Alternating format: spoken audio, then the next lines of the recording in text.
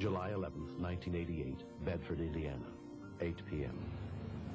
Video 54, proprietor Troy Salee was leaving and locking the front door. Any chance we still rent a video? He convinced Troy to open the door and allow them to come in to rent videos.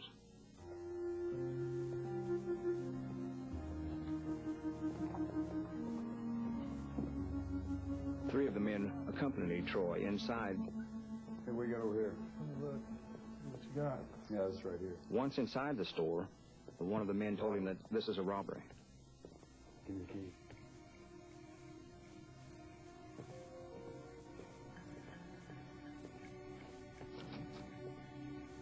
Hold that register.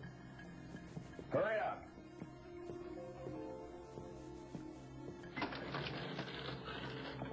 Let's go. Come on. Get in here. I'll be up front. Stand behind your back.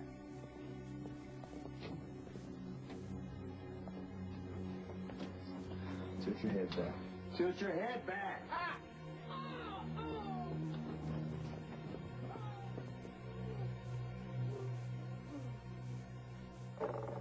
At 8:15 p.m., a call for help came in. Hey, bud.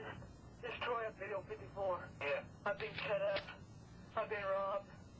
I need help, man. Troy Salee? Yeah. I got a 911 call from a subject which I knew to be Troy Salee. I'd known him for quite some time. It was a little strange coming from somebody you know, but the first priority is, of course, you know, do your job. Okay. Pick up my neck. Care with you. Deathbed center. Bud, just give me body. Okay. Hurry. I'll get him out. Bud, got my throat.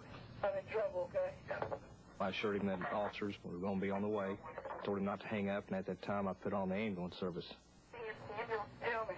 Need an ambulance. Video 54. Video 54. Video 54. It's Lincoln Plaza. In a second, because they cut my neck. Cut your neck? Yeah, so hurry. Okay. I'm not going to make it if you don't get here. Contact number, please. Okay, where's the number? Dispatcher Brian Turpin put out a call over the police radio. Okay. 131 Bedford. Have a 911 request for police. Video 54, Lincoln Plaza. Subject's been robbed and cut. Ambulance service is en route. Contact number, please. Trust me, my vital. They set me up with a... Okay, I'll send them on their way. Please hurry. Ambulance service hung up, and so did Troy. I tried to call back. Nobody answered, so I locked him in on our 911, so all he had to do is pick up.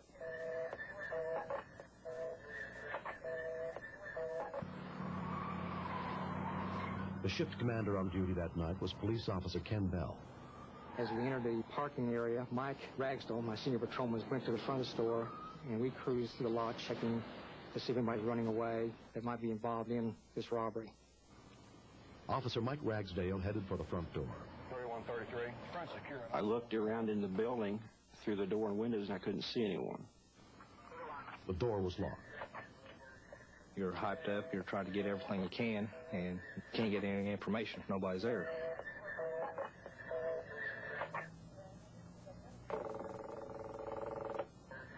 Please, our emergency. Hey, this is Troy. Yeah, where you in, Troy? In the video store. They're out front. I can't help it, man. I can't get out of the office. Okay, you're in. You can't get all the doors are locked.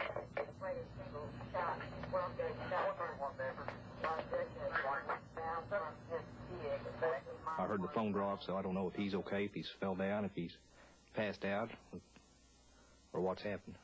131 Bedford, second 911 call. Subject advised he is in the office area. A few seconds later, I saw someone walking out of the back room towards the front of the store. 31 had a subject coming out. He's down. And I knew Troy personally, and I thought he was a dead person at that point in time. I think I semi-panicked, and the only way to get into him was to break out the door glass, and we were not having any success even at that. 33 Bedford, send me a fire unit down here. So at that time, I called and asked them to send a fire unit there. Officer Ragsdale called me from the front of the store. He advised that he needed assistance. The subject has collapsed on the floor. I stepped over the curb and looked inside. Looked like he soaked blood and wasn't moving at all. He was just motionless.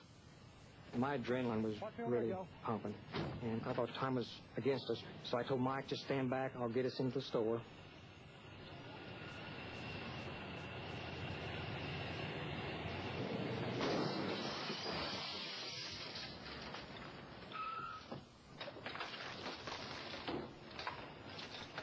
Cover. Mike, cover me, okay? Joe, cover Mike. He was just laying there lifeless. Bedford City Police, Ken Bell. I shook his shoulder and I said, can you hear me? I got nothing out of him. Police, Bedford City Police, Ken Bell, can you hear me? I took my hand, I put it down into his neck. When I did, I could feel warm blood. I lifted his neck back a little bit, and it looked like his neck had been slit from ear to ear. Ken Bell applied pressure to Troy's neck to try and stop the bleeding. This is Ken Bell, can you hear me? I kept looking at him. I said, can you hear me? This is Ken Bell. Can you hear me? And he opened his eyes. He said, Ken. And he looked at me and he said, am I going to die? And I said, no, the ambulance will be here in a few minutes and they're going to take care of you. In my mind, I thought he was going to die. But I didn't know how to answer him. I said, Troy, I need to ask you some questions. He said, will you promise me something? Promise me you'll catch these guys that done this to me. When we continue. Once I had the information about what had happened, my thoughts were we were dealing with some very ruthless and gruesome men.